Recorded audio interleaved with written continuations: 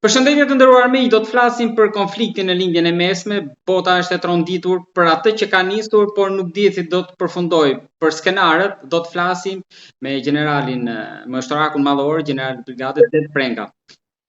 General, përshëndetje dhe faleminderit shumë. Përshëndetje edhe ju, faleminderit për ftesën. Atë që nisi e pam gjithë që Shejtani doli nga shishja, po tani si do vazhdoj, kush janë skenarët e mundshëm? A është mund të themi që kjo është më një, ndoshta herën e parë mund ta quani para pak muajsh një lojë me hedhje pritje raketash për treguar ndoshta forcën, po tashmë mund të themi që e kanë seriozisht edhe do mbytet me një fitues dhe një humbës të madh kjo luftë. Unë mendoj që kjo nuk ishte e papritur dhe e paparashikuar, goditja e Izraelit ndaj Iranit, mënyra dhe kronologjia e vazhdimit të konflikteve, sidomos me Hamasin, Hezbollahut, Houthit, situata në Siri, edhe si të themi në përgjithësi pranvera arabe, tashmë i kishte ardhur radha Iranit që nga momenti kur ata u shkëputën në mënyrë të njëanshme me Shtetet e Bashkuara të Amerikës dhe respektimin e marrëveshjes kryesisht për armët bërthamore. Natyrisht, minuta e fundit dhe vendimi që çoi në këtë situatë ishte edhe votimi në Agjencinë Ndërkombëtare për Energjinë Atomike, pjesë e strukturës së Organizatës së Kombeve të Bashkuara, nga ku u votua për arsye të mos respektimit të dërgimit të informacionit nga ana e Iranit për të siguruar botën që ata nuk do të merreshin seriozisht me prodhimin e armës bërthamore, gjë të cilën që nga 2003 e në vazhdimsi, derisa u shkëput marrëveshja, atëherë ata kanë punuar dhe bota e në përgjithësi Izraeli që është i drejt për drejt dhe i prekur prej tyre, duke menduar që nga viti 1947, kohë në të cilën Izraeli u vendos në lindjen e mesme, në 48-ën ka ardhur lufta e parë arabo-izraelite dhe kështu ka vazhduar gjatë gjithë kohës dhe është krejt normale që nga një shtet i cili nuk e njeh Izraelin dhe e fillon ditën duke thënë që ne do ta zhdukim nga harta e botës, detyrimisht që rreziku numër 1 për mbushjet bërthamore dhe përdorimin e tyre e ndjente Izraeli. Natyrisht, jo pak dhe Shtetet e Bashkuara të Amerikës dhe vendet e tjera, kur diçka del nga kontrolli. Pranojmë që ky sulm i paralajmëruar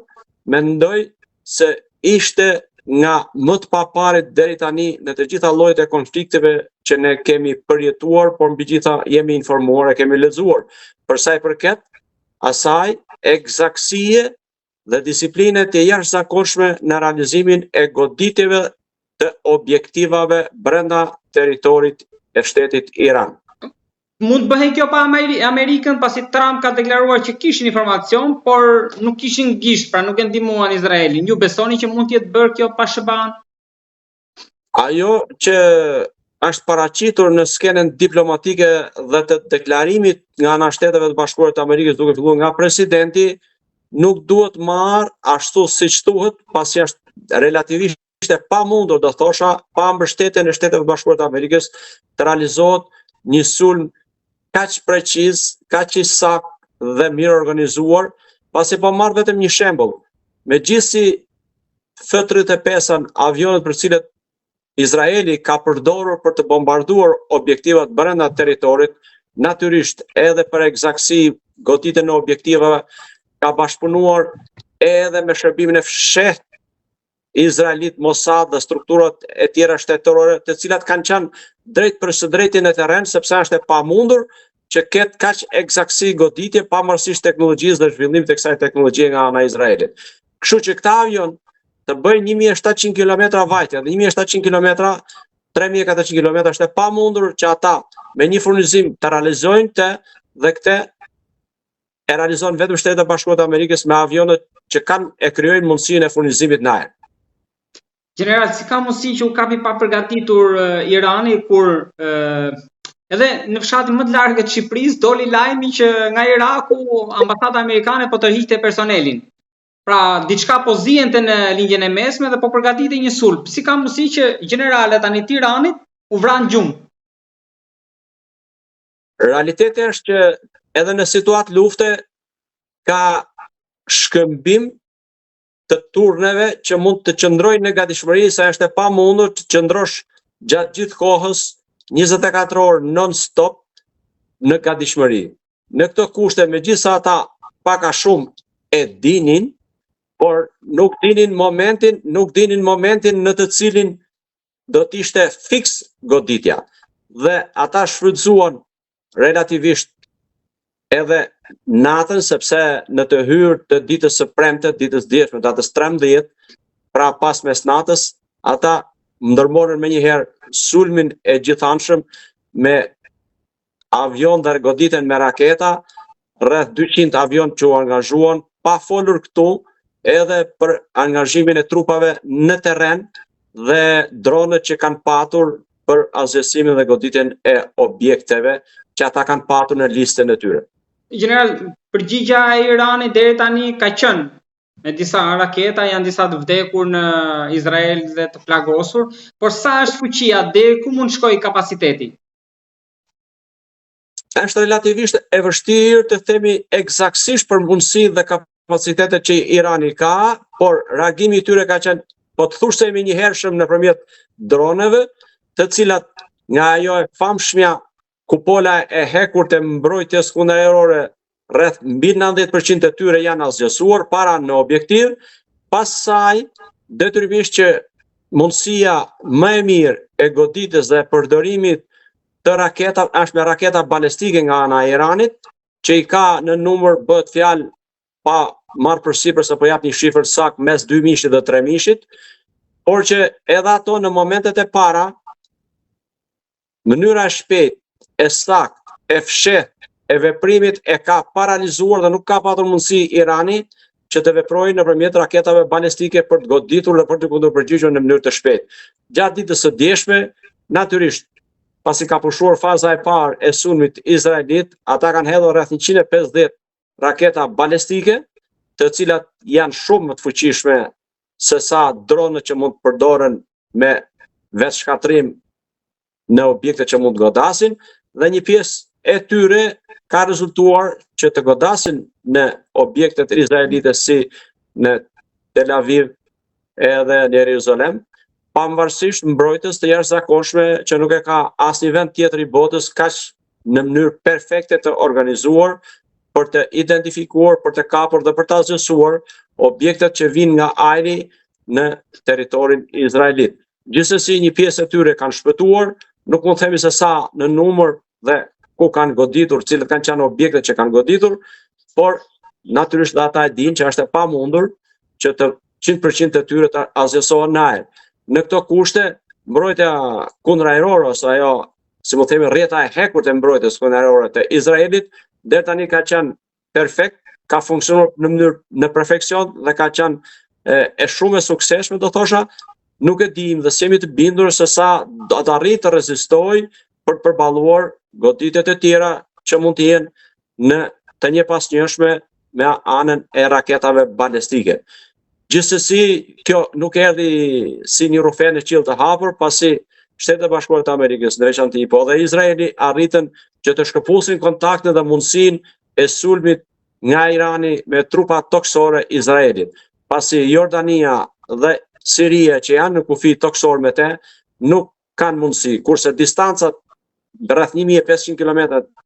që ka Irani nga Izraeli, po të thush se ja heq këtë lloj mundësie për të sulmuar me trupa drejt për së drejti, trupa toksore Izraeli. General, kush mund të ishin aleatët që mund t'i vinë ndihmë tani Iranit, duke pas parasysh që Houthi 3 Hezbollahu dhe Hamas janë dobësuar, Turqia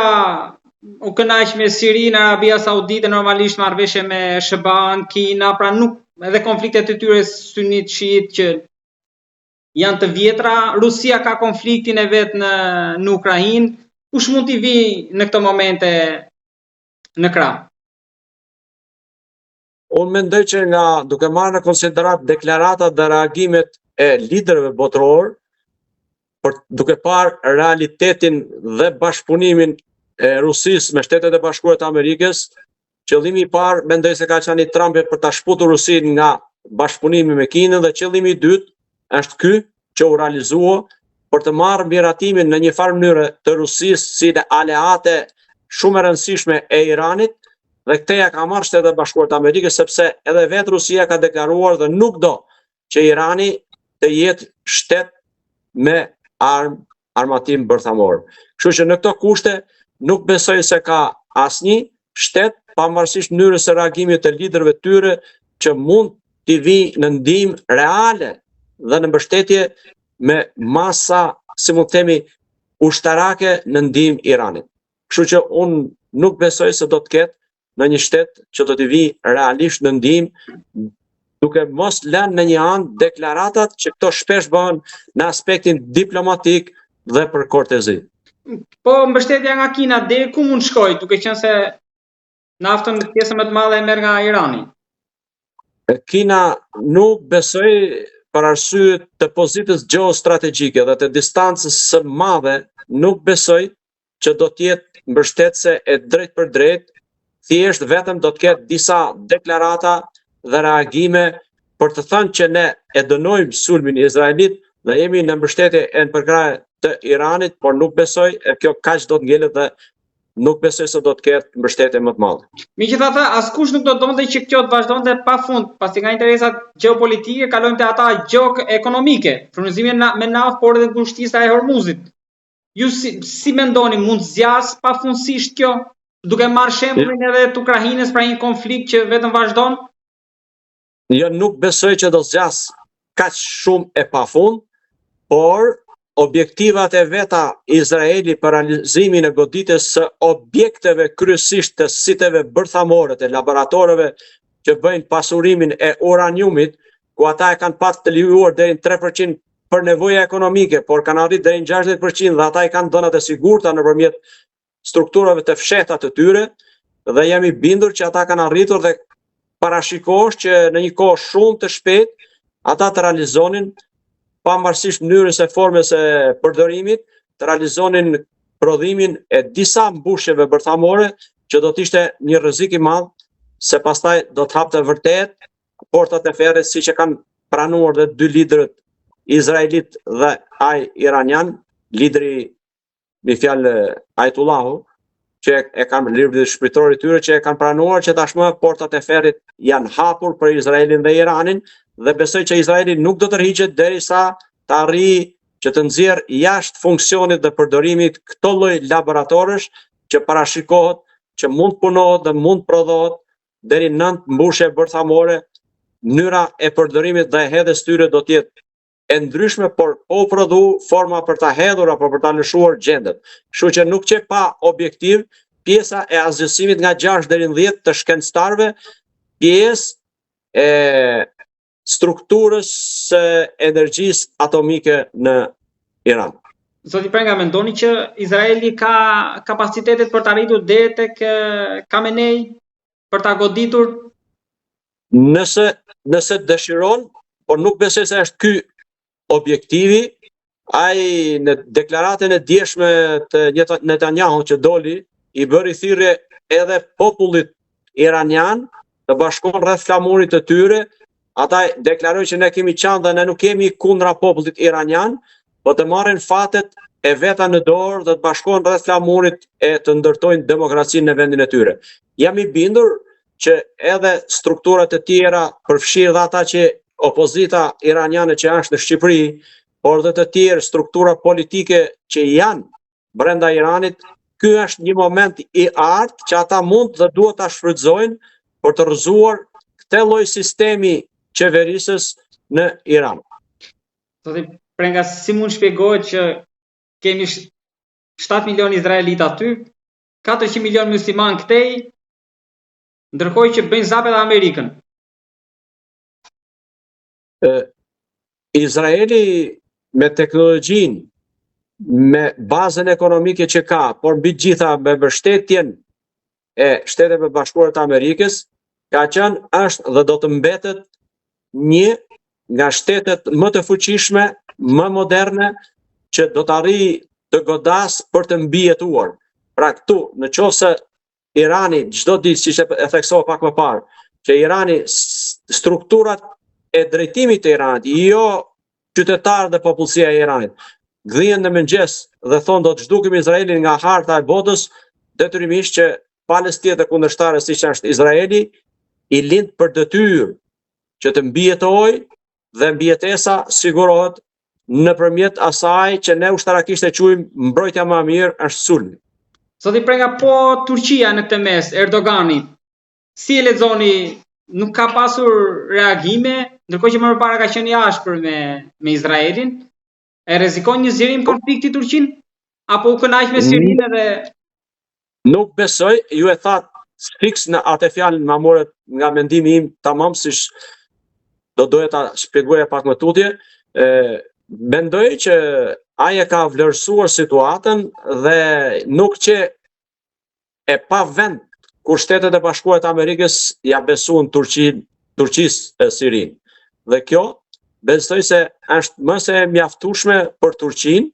mori atë çfarë ajo deshte dhe nuk ka pse tash të ketë reagim të ashpër. Do ketë një reagim natyrisht protokollar për të përcaktuar dhe për të dënuar goditjet që bën Izraeli, por jam i bindur që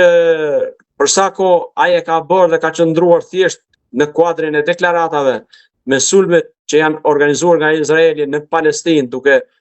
mos pyetur për asnjë lloj konvente ndërkombëtare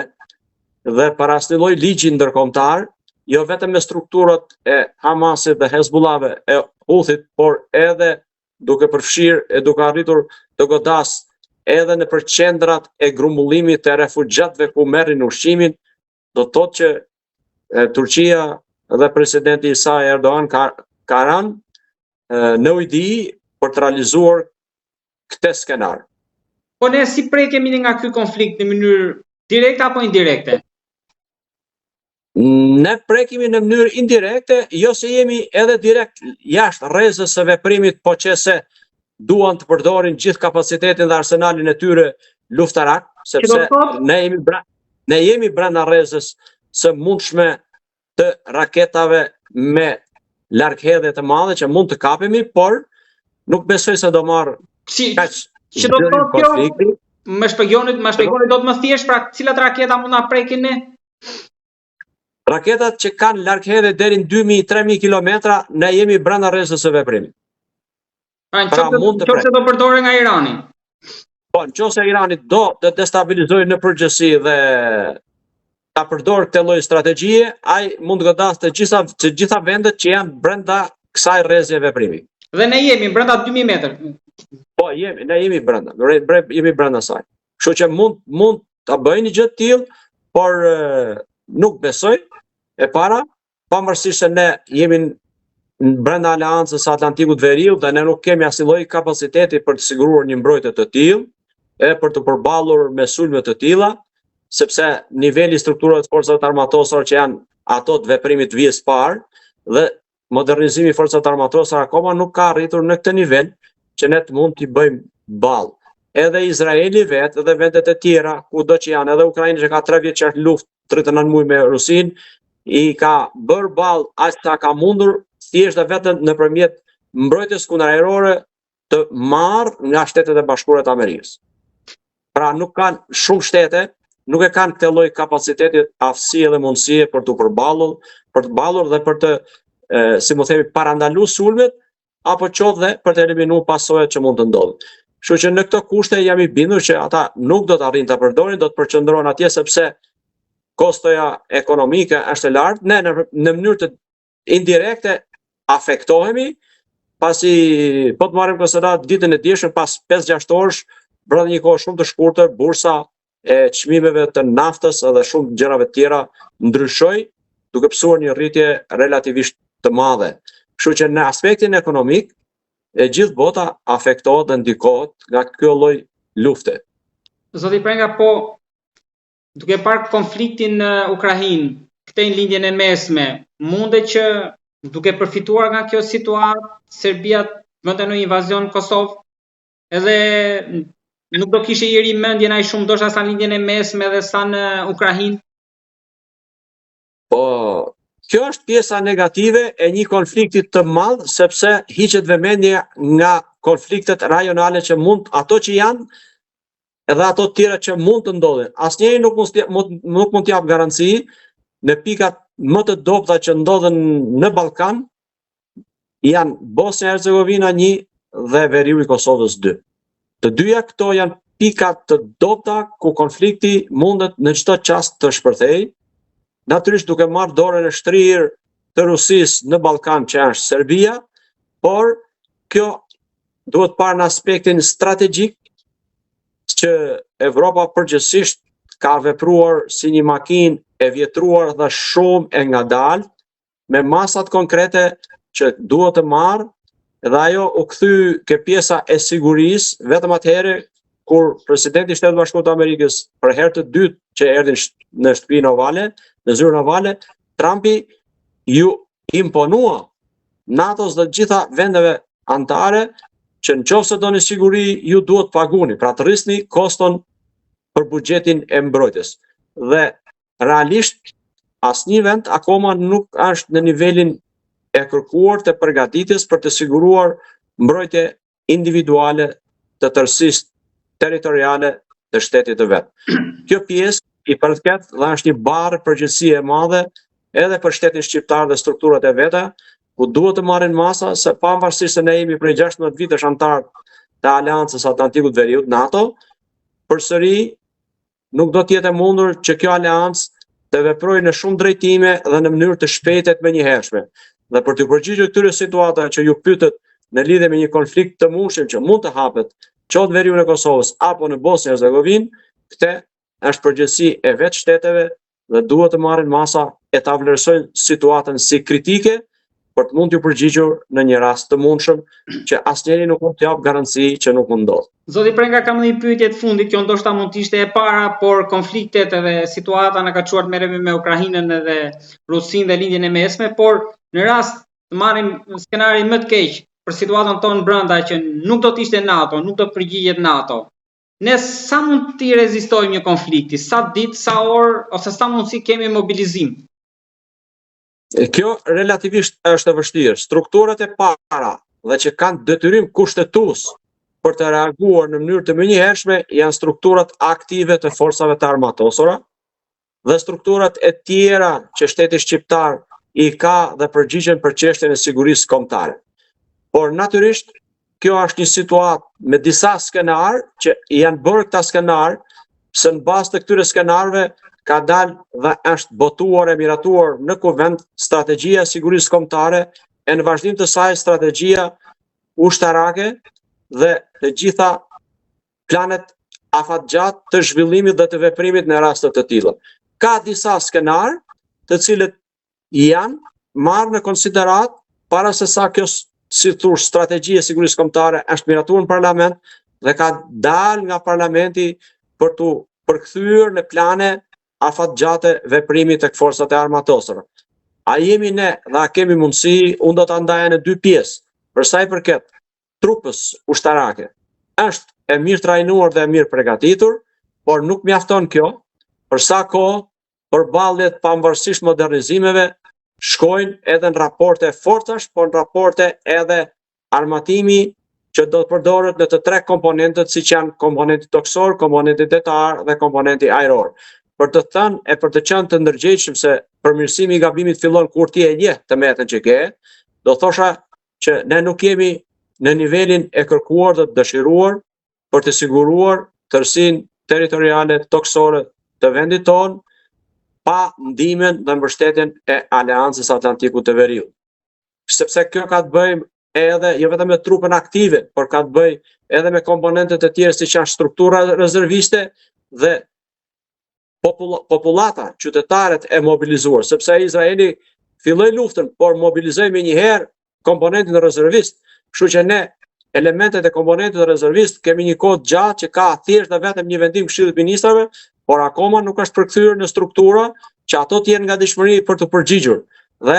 përfshi dhe forcën detare dhe forcën ajrore. Ne nuk kemi një flotë të aeroplanëve që si kemi fare, ne kemi vetëm thjesht helikopter që edhe ai nuk është multifunksional. por është thjesht që realizon transportin nga një pikë A në një pikë B të trupave, të cilat do qofshin tonë. Asania që na dha Italia nuk na bën punë për ta mbrojtur, as nga jugu nëse do kemi një kështu as nga veriu. Tash duke marrë në konsiderat kjo pjesa më e rrezikshme është pjesa veriore, ku ne kufizohemi nëse do ta marrim në një rast hipotetik që Serbia sulmon Kosovën, unë do thosha që Kosova është më e mirë përgatitur se sa pjesa e Forca Sigurisë Kosovës 1 dhe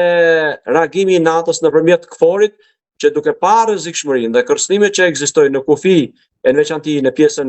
e Mitrovicës dhe Veriut në Kosovës, ata kanë shtuar numrin dhe vendet anëtare të KFOR-it kanë qenë e janë ndërgjegjësuar për të shtuar numrin e trupave që ata të jenë në mbështetje të forcës së sigurisë së Kosovës, pasi nuk janë forcë e parë për të reaguar e për të vepruar, por janë në mbështetje të forcës së sigurisë së Kosovës dhe gjithë strukturave tjera të Kosovës që përgjigjen mbas Kushtetutës së Republikës së Kosovës për mbrojtjen dhe sigurinë e tërësisë territoriale toksore të Kosovës. Duke uruar që një gjë të tillë mos ndodh, por ne bashkohemi me fjalën tuaj që duhet jemi të përgatitur gjithmonë. General Prega, të falenderoj shumë për bisedën. Faleminderit juve, ditë të mbarë.